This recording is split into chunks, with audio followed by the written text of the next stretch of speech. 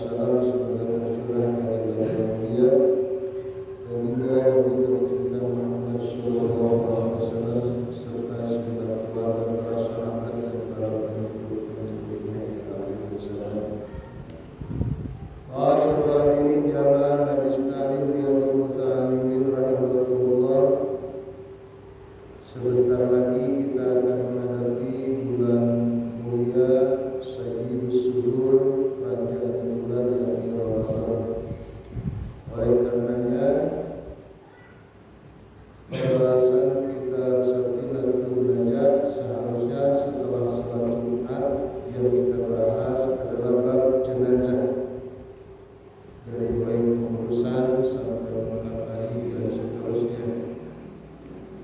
Tapi karena sebentar lagi kita berhadapan dengan bulan Ramadan, kita lewat, kita masuk pada bab puasa.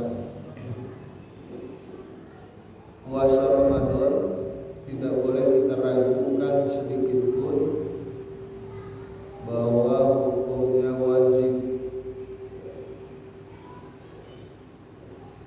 karena sudah dinas di dalam Al-Quran dan hadis Nabi Muhammad SAW yang sudah kita hafal semuanya. Tinggal lihat Al-Quran ayat 183 sampai 187 itu berkaitan dengan puasa Ramadan, dan puasa Ramadan termasuk salah satu dari rukun Islam. Oleh karenanya sekali lagi kita harus meyakini dengan seyakin-yakinnya bahwa puasa Ramadan hukumnya wajib. Bagi siapa wajib? Bagi orang Islam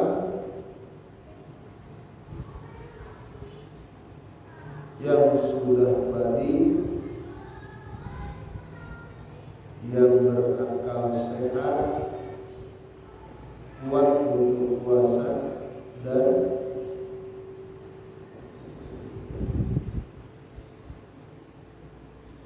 sehat jasmani.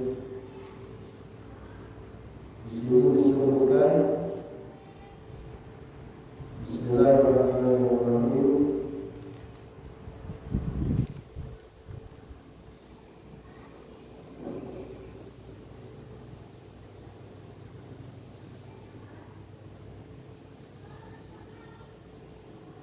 Faslun yajibu shaumu Ramadan bi ahadi umuri khamsatin.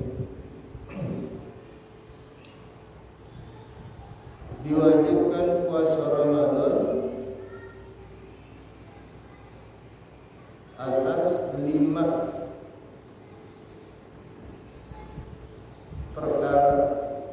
Jadi yang mewajibkan puasa bagi seseorang itu yang memenuhi syarat wajibnya, yaitu 5 macam.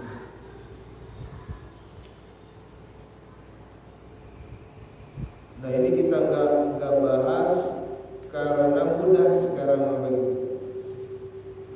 Yang pertama, ahaduha dikamali Sa'ban salasina yauman, dengan menggenapkan bulan Sa'ban 30 hari. Jadi kalau udah tanggal 30 Sa'ban, besoknya itu wajib puasa. Wasaniha biru'yatil hilal.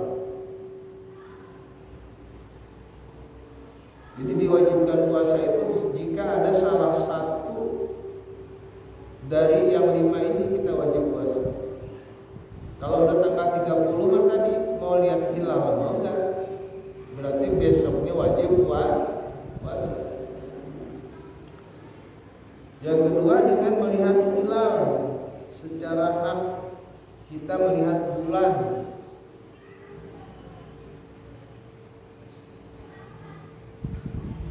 Wasalisuha disubuti bihaqi malam yarahu bi'adin syahadah.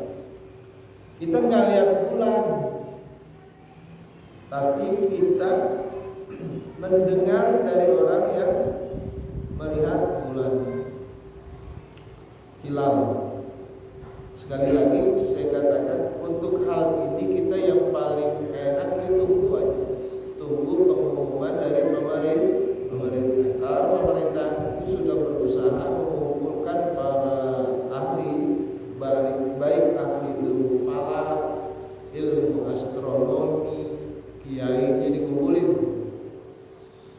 untuk mengadakan sidang isbat penentuan Ramadan. Jadi dari beberapa titik di Indonesia berupaya untuk memantau hilal pada tanggal 29 Sya'ban.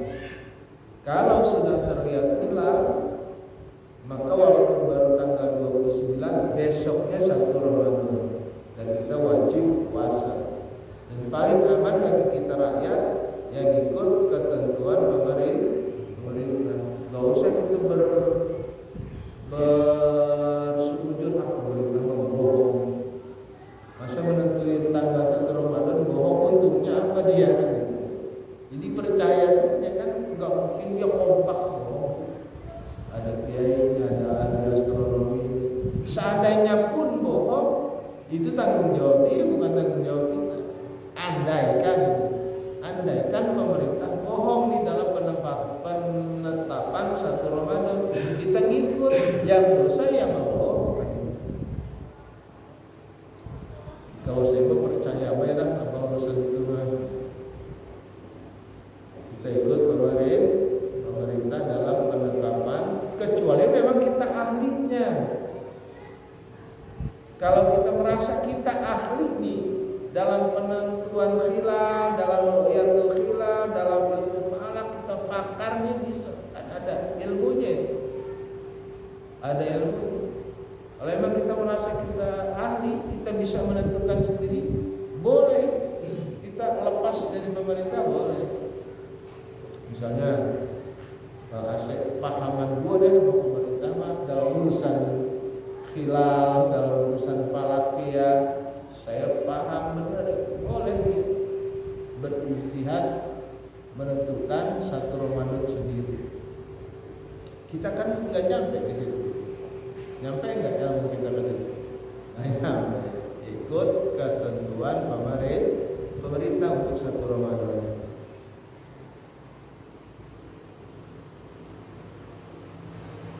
Kemudian tadi saya sudah sebutkan yang wajib puasa itu yang pertama Islam, wa aqlu wa naqau bi nahwi haidin wa ilmun bi kauni waqti qabilan bisawm.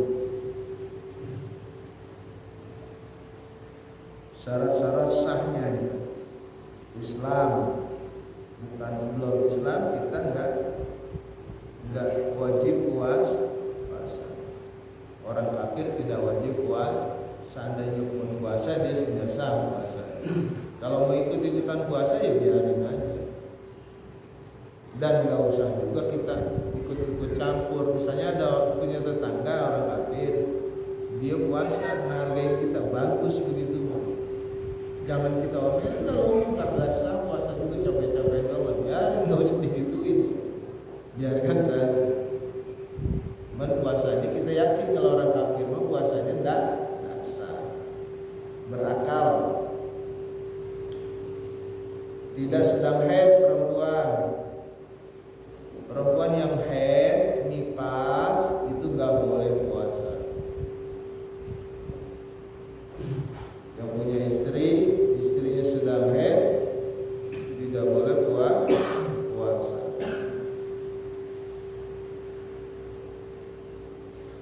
Jadi yang diwajibkan puasa orang Islam, taklif, wa iqamatun wa sihatun wa iqamatun. Islam, taklif artinya orang Islam yang sudah balik. Orang Islam yang sudah balik itu taklif, terkena hukum syara, orangnya disebut mukallaf. Kita mau udah mukallaf semua, kita Islam mukallaf semua. Ada anak-anak di bawah umur. Kemudian puasa untuk mendirikan puasa.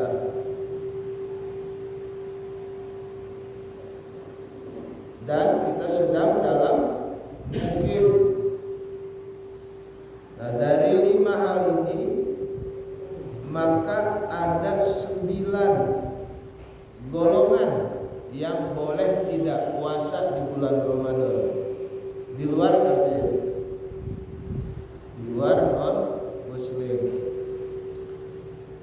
Siapa saja 9 orang Islam yang boleh tidak puasa di bulan Ramadan? Dengar ini yang ini nih, orang Islam boleh nggak puasa sampai situ doang titik, ngaco. Ada 9 yang boleh tidak puasa dengan ketentuan-ketentuannya berbeda-beda. Yang pertama, anak-anak yang belum balik. Anak-anak yang belum balik tidak wajib puasa,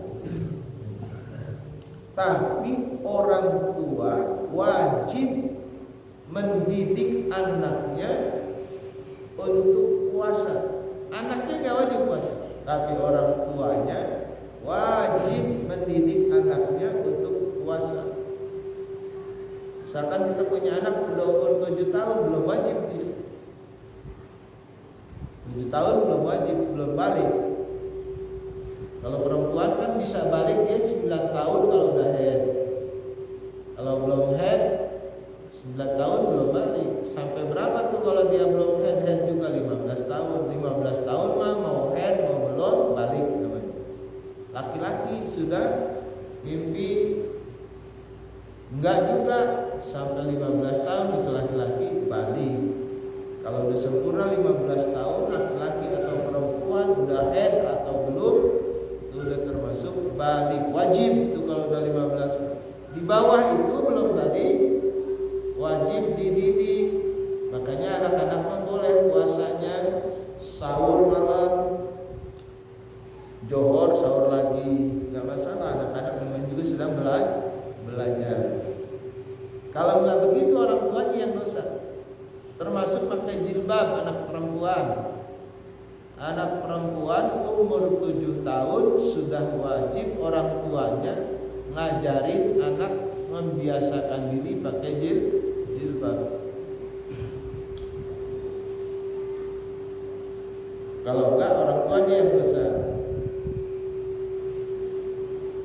Kemudian yang kedua yang boleh tidak berpuasa di agamanya Islam orang gila. Orang gila tidak wajib puasa.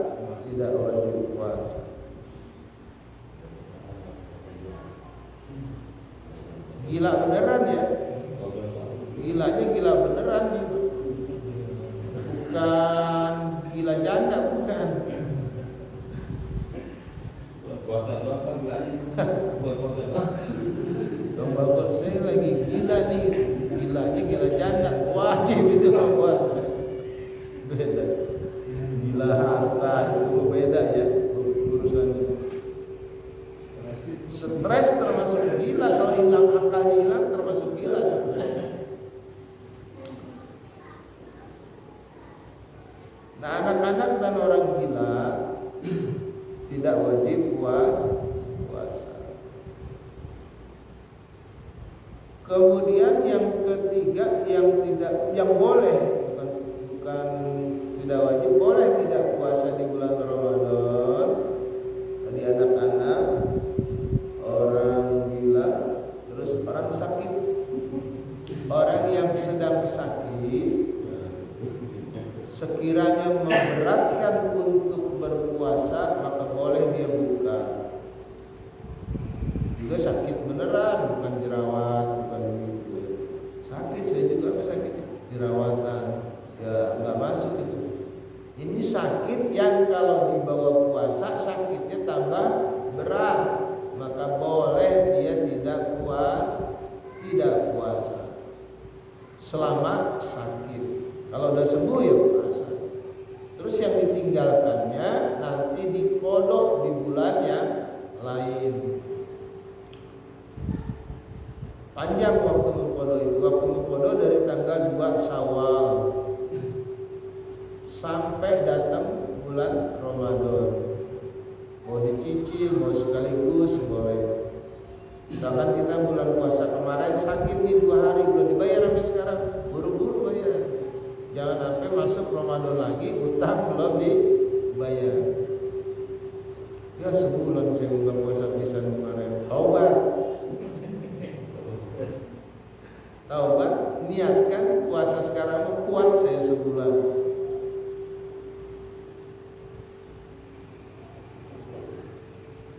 Jadi sakit ya. Sakit yang menurut dokter akan berbahaya atau menurut pengalaman kita. Kalau saya lagi begini nih puasa tambah payah saya, buka boleh. Kemudian orang tua yang sudah lanjut usianya, yang lemah fisiknya, yang tidak kuat untuk dibawa puasa, boleh dia tidak puasa. Orang yang sudah tua yang gak mungkin lagi untuk puasa, jangan dipaksa. Awas nih yang punya engkau udah lemah, engkau udah mau mati nggak puasa. PA tuh cucu yang begitu, Bang Haji. Kalau udah lemah fisiknya nggak kuat, dia boleh tidak puasa dan nggak dosa. Kewajibannya apa? Bayar fidyah. Karena orang tua kan nanti habis lebaran dia tetap tua, tetap lemah dia. Nggak mungkin ada kongkong nanti habis lebaran muda lagi. Kalau orang manusia begitu tidak memungkinkan untuk mengkodok, maka kewajibannya membayar fidyah 1 hari 1 mud. Ini kita kan bakalan tua nih. Kalau kita punya ayah udah tua, kita paham. Atau kita udah nggak punya orang tua, kita aja bakal tua. Nanti kalau kita udah tua kita paham. Wah saya nggak kuat puasa, kewajiban saya bayar fidyah 1 hari 1 mud, kasih ke fakir miskin. Berapa sih 1 mud? 1 mud itu antara 6 sampai 7 ons beras. Seliter lah, sehari seliter gantinya puasa. Ini untuk orang yang tua ya. Murah ya bayar mud seliter. Kata si aja, gue bayar fidyah aja deh nggak puasa. Agak sah kita mah. Yang tua yang udah nggak mungkin kuat puasa. Lah kalau pantaran bayar fidyah enak banget tuh. Beli beras 30 liter beres sebulan. Nggak sah kalau begitu. Kalau masih muda, masih gagah, nggak boleh diganti dengan bayar fidyah. Fidyah kalau orang yang sudah renta.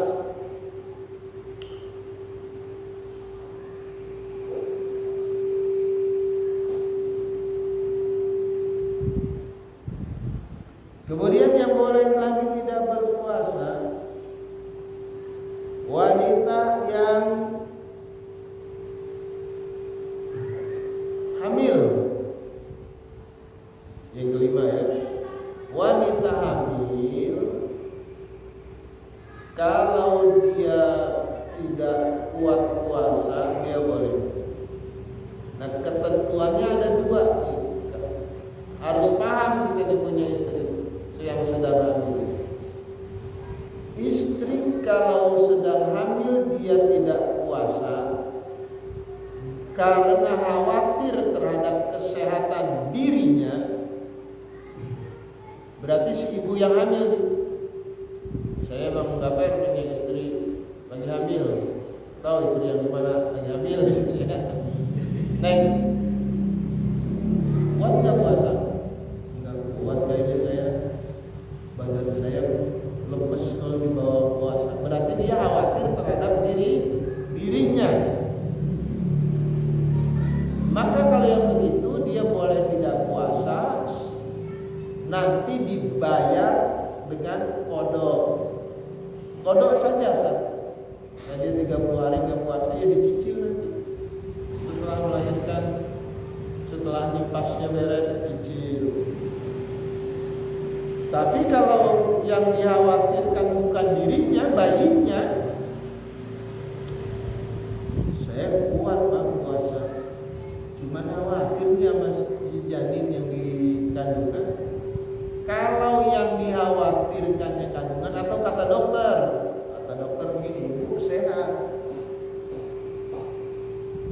Kalau ibu puasa nggak masalah, tapi khawatir terhadap janin. Kalau yang dikhawatirkan janin, maka dia boleh berbuka puasa, tidak puasa, tapi kewajibannya dua. Dia wajib qada terhadap puasa yang ditinggalkan dan wajib bayar fidyah.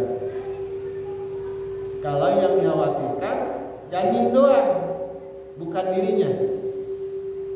Karena janin dimasukkan ke dalam khawatir terhadap orang lain. Lebih utama itu mengkhawatirkan terhadap dirinya. Kalau yang dikhawatirkan janinnya, maka dia qada dan bayar fidyah.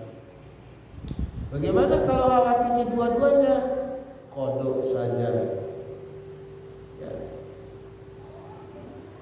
Kemudian yang ke-6, wanita yang menyusui habis hamil melahirkan bulan Sya'ban ini. Kan menyusui terusnya. Atau punya anak masih nyusu. Wanita yang menyusui boleh tidak puasa. Ketentuannya sama kayak tadi. Kalau dia khawatir anaknya menyusu, takut badan dia nggak kuat puasa, jadi sakit, maka dia wajib qada saja.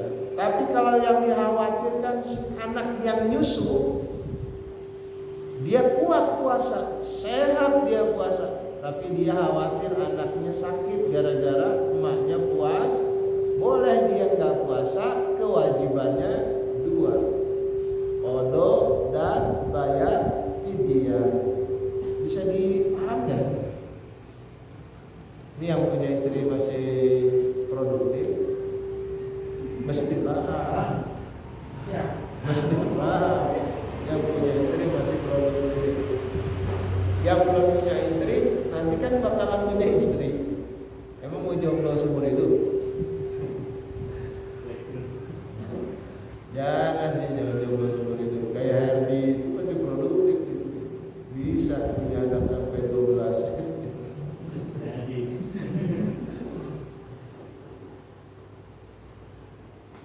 Makanya ada biasa Ustadz istrinya nggak pernah puasa selama beberapa tahun.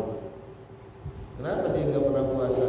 Begitu bulan puasa hamil, dia boleh nggak puasa. Bulan Syawal lahir, nyusuin, kan boleh nggak puasa lagi, baik ya nyusuin. Sampai bulan puasa berikutnya masih nyusuin, nggak puasa. Syawal akhir lagi baik, nggak puasa. Tapi nggak dosa yang begitu, nggak puasa tapi nggak dosa. Punya anak terus-terusan itu benar-benar pabrik anak. Iya kan ada yang begitu. Ini udah nggak perlu bapaknya nyusu. Oh kalau nyusuin bapaknya enggak ada urusan. Nyusuin anak yang boleh nggak puasa ya? Bangun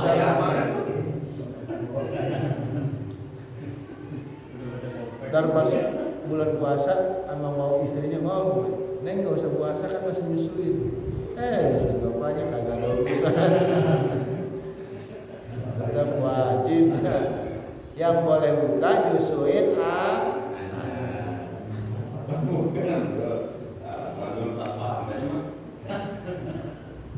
Kemudian yang tadi ke-6 ya. Yang ke-7 wanita haid.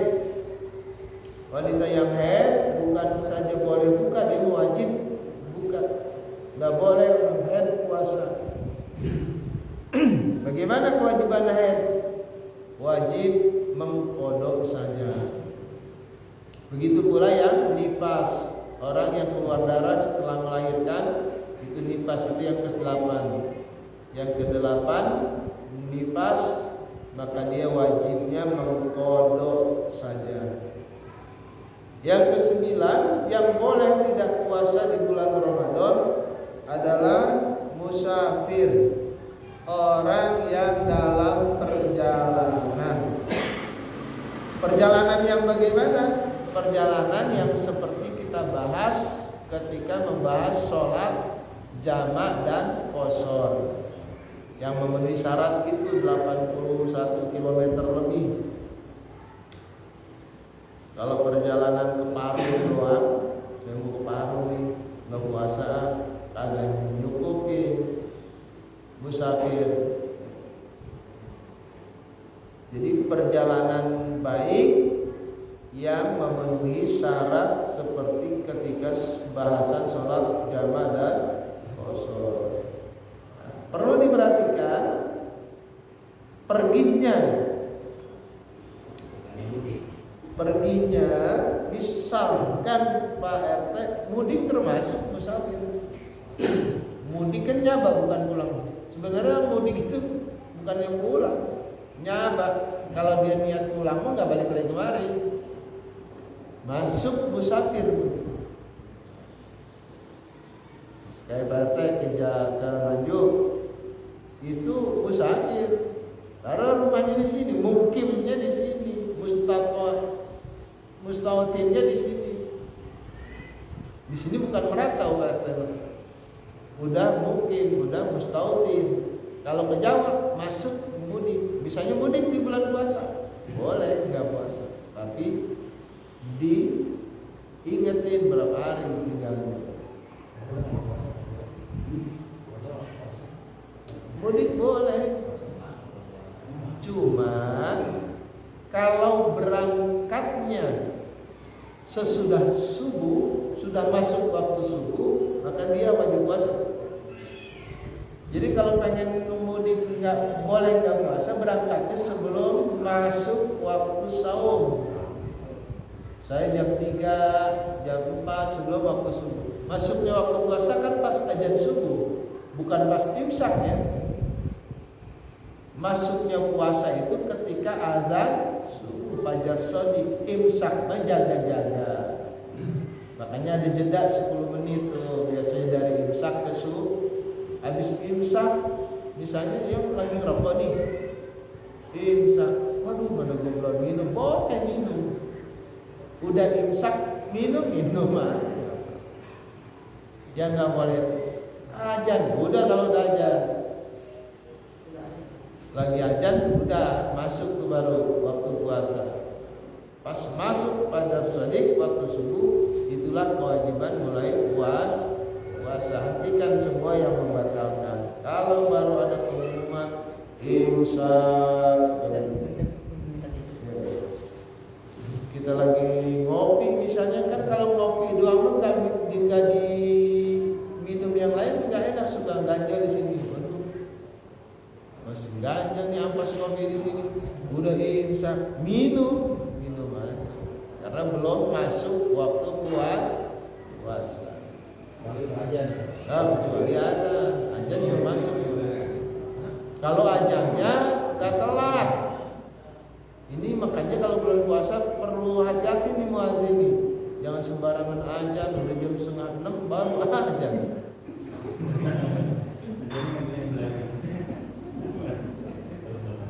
Atau maghrib belum waktunya udah azan pada buka, orang tanggung jawab deh. Harus time waktunya ya. Kalau bulan puasa terutama. Sebenarnya setiap waktu azan itu di awal waktu, jangan sebelumnya apalagi, atau jangan telat. Di berapa urusannya ke bulan Ramadan? Udah azan. Padahal masih 20 menit lagi, masih 10 menit lagi, masih 5 menit lagi. Gak boleh. Jadi kalau udah waktu azan subuh, kalau berangkatnya sebelum subuh, dia boleh nggak puasa. Saya katakan nih, berangkat nih mau lanjut sampai terminal jam 8, ya boleh dia makan. Asal jangan sembarangan makan aja di bulan puasa. Makanya harus punya adab, jangan sampai di tempat orang banyak. Boleh.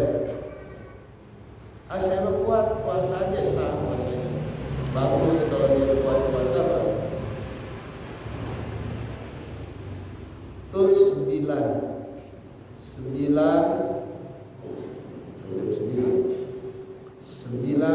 orang yang boleh tidak puasa di bulan Ramadan dengan kewajiban-kewajibannya. Nanti kita akan bahas rukun-rukunnya puasa ya. Rukun puasa, kemudian yang membatalkan puasa, perbuatan-perbuatan yang bisa menghilangkan pahala puasa, insyaallah. Enggak segitu ya penutupan. Ada yang ditanya sebelum lanjut? Kita tutup.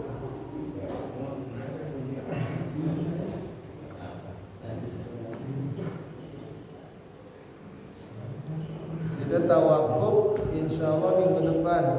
Tawakuf sementara atau penutupan majlis sementara tanggal 5 apa salah.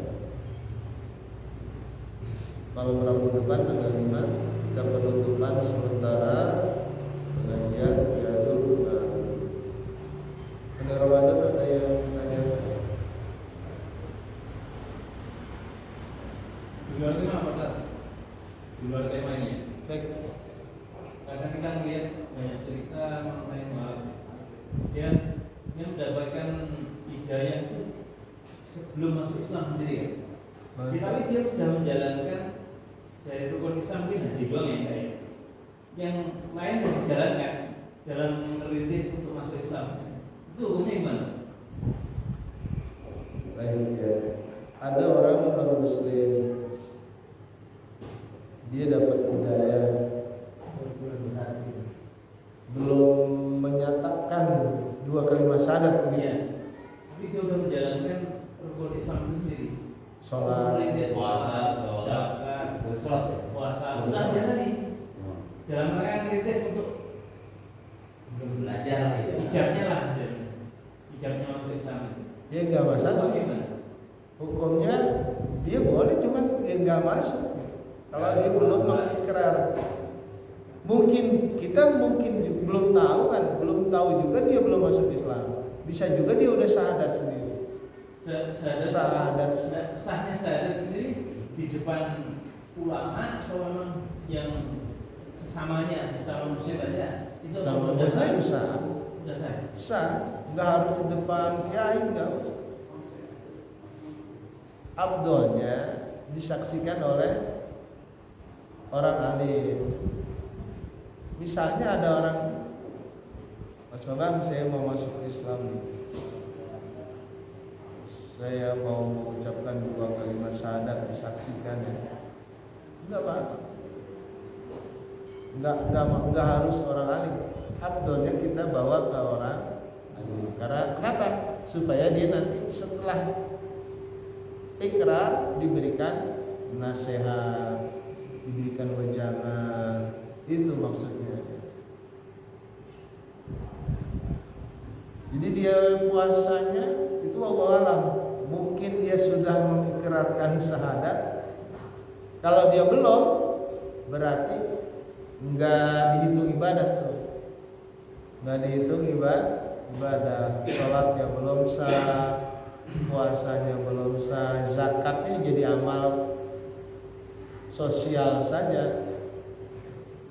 Kalau dibayar zakat jadi amal sosial saja. Ada orang non muslim korban, dia jadi amal sosial aja, nggak jadi korban. Non muslim kan suka banyak korban juga, kasih sapi korban. Boleh nggak kita makan? Ya boleh. Itu menjadi kegiatan dia, bukan kurban masuknya, kegiatan sosial. Dia mah nggak ngerti, potong aja bagi dia. Tapi bukan daging kurban itu ya.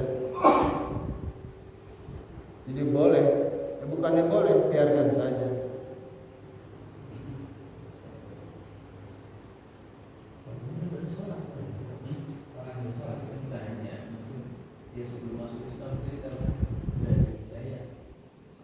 Dia mulai boleh sholat gitu.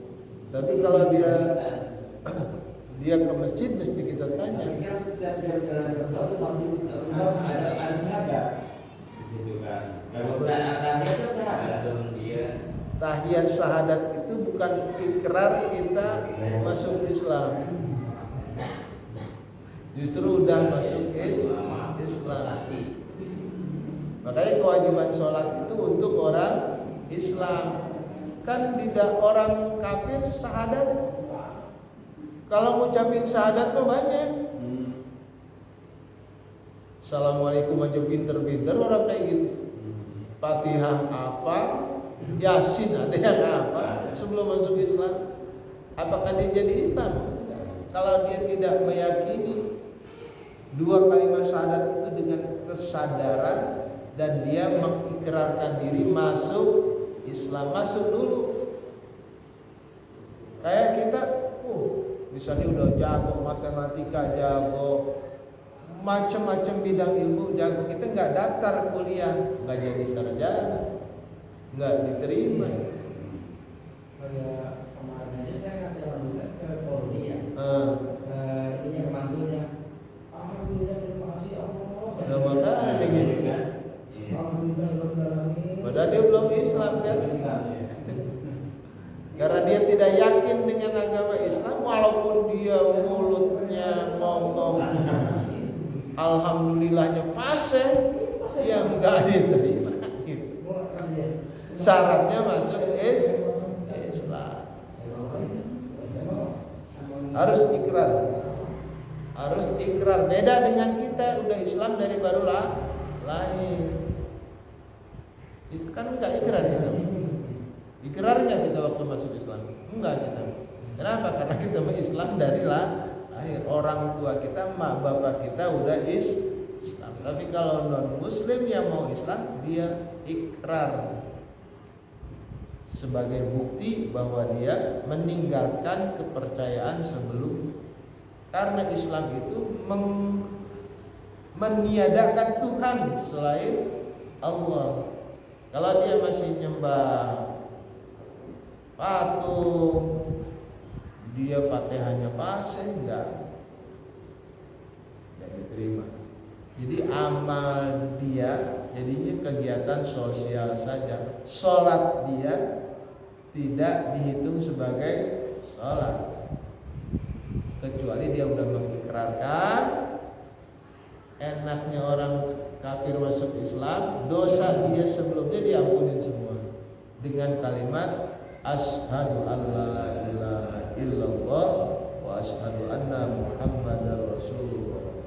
Dosa-dosanya yang sudah sejak hari itu, dari balik sampai hari itu, diampunin semua, lenyap dengan kalimat ini. Dahsyatnya kalimat asyhadu alla ilaha illallah wa asyhadu anna muhammadar rasulullah. Orang yang di hatinya ada itu, walaupun banyak dosa, nanti akan diangkat ke surga. Yang di hatinya ada tuh kalimat itu, asyhadu alla ilaha illallah, dia yakin bahwa tidak ada Tuhan selain Allah, dan yakin Nabi Muhammad itu utusan Allah. Walaupun dia banyak dosa, enggak kekal di neraka, cuman merebak dulu kalau yang banyak dosa. Mampir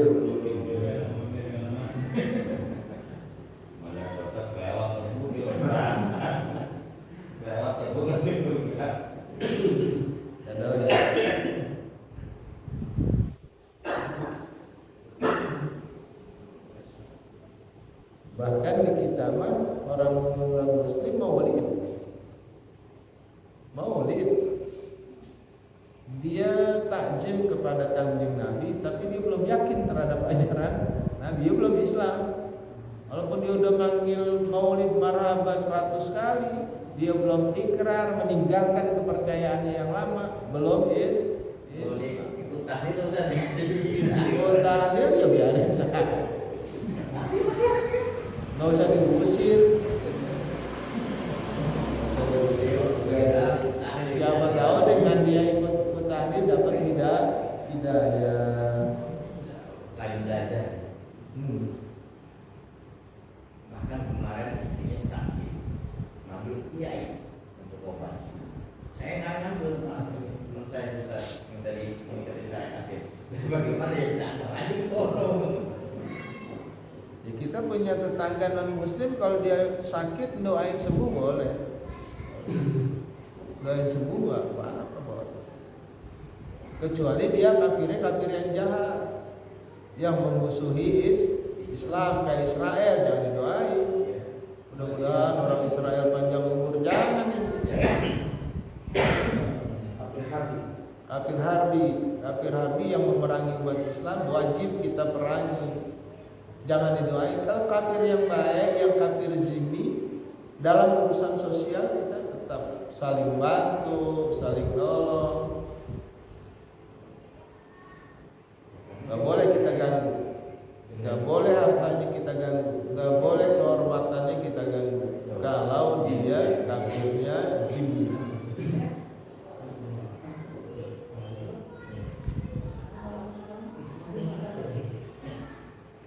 Oh